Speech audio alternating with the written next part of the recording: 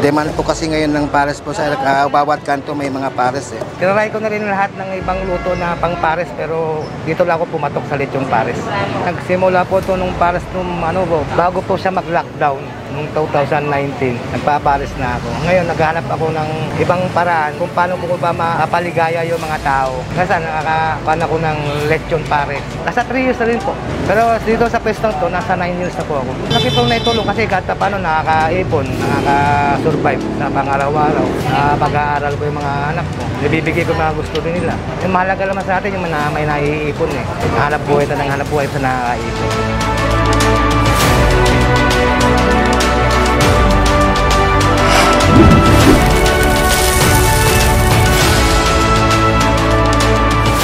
Sa laman po ng pares, umabot po ako ng 10.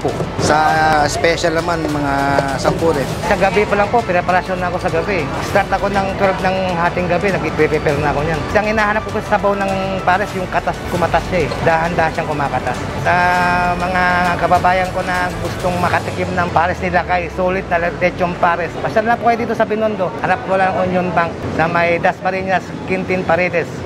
Binondo, ang tinaguriang oldest Chinatown in the world. Pero hindi lang puro Chinese food ang meron sila dito dahil sa muli nating pagbabalik sa Chinatown, Manila ay meron tayong i-discover na nakatagong all-time favorite na Filipino street food. Umpisahan natin ang food trip dito sa Dasmariñas Street Corner Quintin Paredes kung saan matatagpuan ang isa sa pinaka-unique, dinarayo at pinipilahang pares with a twist. Ito ang lechon pares ni Lakay na talaga namang sulit at kakaiba dahil sa toppings itong lechon kawali. Sari-saring tinda kaya't hindi nakakapagtakang dumog na mga kababayan nating mapa driver, guardia, police, enforcer at mga office workers ay sabik tumikim itong kakaibang lechon pares. Batok na naman to. Kaya tihanda ng muli ang maintenance, tara na't maglaway dito sa pares ni Lakay. Mamanda na mga kabs! Kainan na mga kabs! Finally, meron na naman tayong bagong pares kanto ka. Meron naman tayo discover mga kabs! Andito nga pala kami sa Binondo mga kabs, along Dasmariñas Street. At nakita namin na merong nagpapares dito na si Kuya Lakay na may twist. Oo. May lechong kawali. Yung mga ibang pares na tinikman natin kabs, walang putok-batok sa ibabaw. Ito na yata yung kasagutan sa iyo. Bukod sa si pares, ito yung lechon pares na may lechong kawali. Tikman agad natin.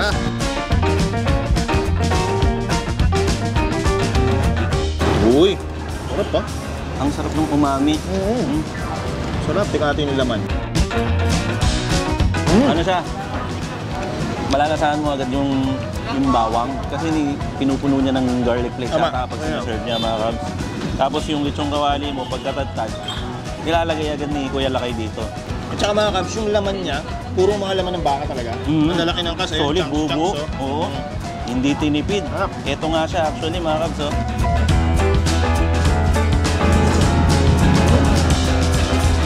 At siyempre pares yan mga kabs, hindi mawawala ang fried rice. Ang ganda ng fried rice, ang ganda ng kulay. Yan yung kapares. Yung kapares na.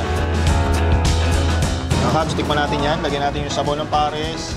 Tapos yung lechong kawali. Laki Kuya Lakay. Ang laki ng hiwa.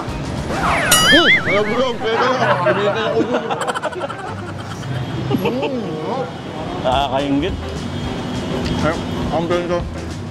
Magkano nga ba ito ta? Pwede kang umorder kasi yung pares lang. 75 pesos yun. Pero kapag sinamahan mo ng lechong kawali, siyempre para mas masarap yung experience mo, 100 pesos lang. At kung gusto mo pa ng extra na plate, Pwede pa. katulad nito. Ito yung 75 pesos. Meron ka ng a la carte ng lechong kawali mga kabs. Tapos lalagyan mo ng sarsa, ikaw bahala kung ano gusto mo. Ang maganda dito sa pares niya. Kasi usually pag pares, sobrang lapot yung sabaw yung ibang pares, di ba? Yung sa kanya, tamang-tama lang yung lapot. Tamang tik. Hindi naman malapot na malapot. Buti na lang, discover natin ito. Ang ganda. At saka ang daming tao mga kabs. Pinipilahan siya, dinudumog siya. Kung pumunta kami, halos hindi namin makita si Kuya Lakay. Natakpan na ng mga tao. Buti na lang, yung biyahe natin kanina, wala masyadong traffic. Kasi kumabot tayo. Kasi sabi ni Kuya Lakay dito, half day lang daw naubos na ito. Sobrang tao. Nasa tapat nga pala ito ng Union Bank. Dito sa Dasmariñas Street na yung kahabaan nun. Yung tapat talaga mismo pagtawid na pagtawid mo kung nasa Union Bank ka. Oo. Ito na yun, kay Kuya Lakay na paresan. Madali na ito makita kasi sa tabindaan lang. Tabindaan, kaya kung maririnig nyo sa background, maabos mo yung mga tumatakong sakyan, motor, ganun. Ito yung pang maintenance. Ako po.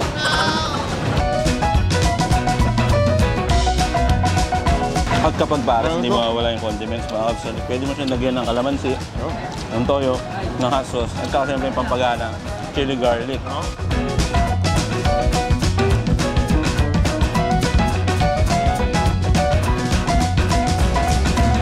Tamang alat, masasarap pa siya kung nalagyan mo condiments.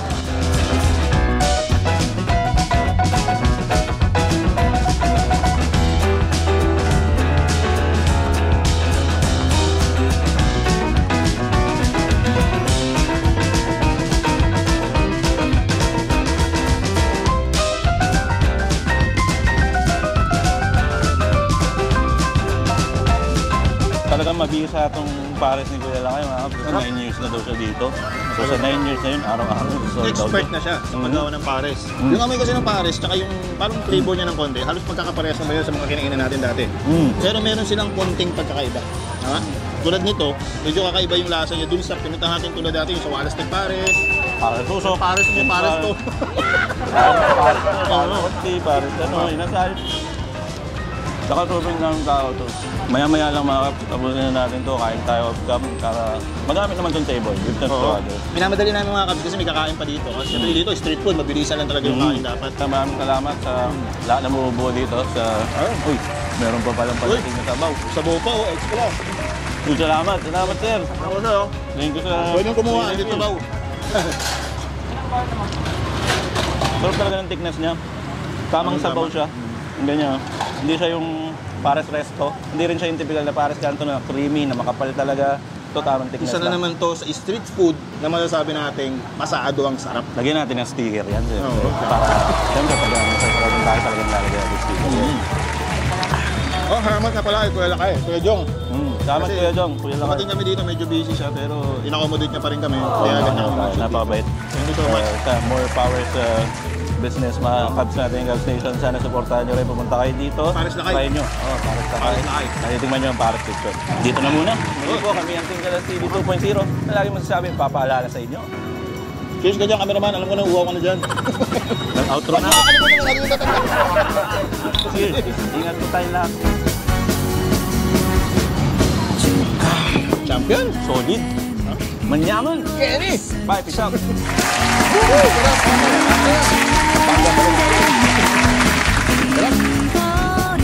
Yung rule number 2 natin sa uli na lumalabas. Panalo, no? Champion to. Pares Lakay.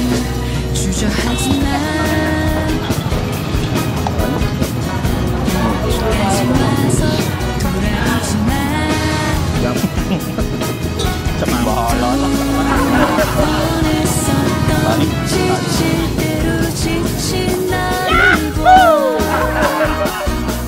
Ito nga pala yung Dasmariñas Street, yung hinahanap natin. Kasama nga pala natin si Cubs Erwin. May Cubs tayo, natagpuan dito.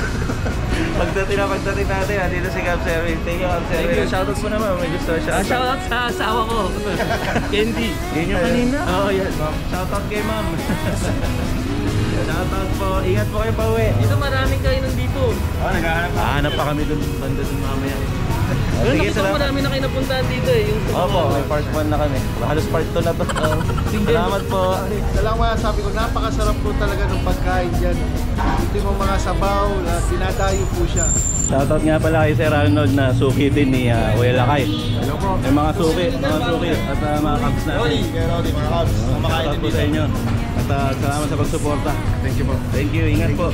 Shoutout sa mga taga Buenos Seso, sa Arayat. Ito, sa Kalam, Team Kamlas.